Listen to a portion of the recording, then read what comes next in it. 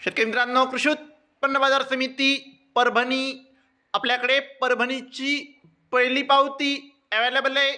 त्यामध्ये 7,175 रुपयांचा number 1 quality कापसाला भाव परभणीमध्ये मिळालेला आहे. शेतकरी मित्रांनो, आपल्याकडे परभणीची दुसरी पावती आहे. त्यामध्ये 7,200 रुपयांचा नंबर 1 क्वालिटी कापसाला भाव परभणीमध्ये मिळालेला आहे.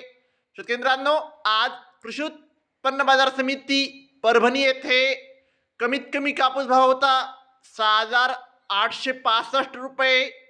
सरासरी कापूस भाव होता 7,230 रुपये.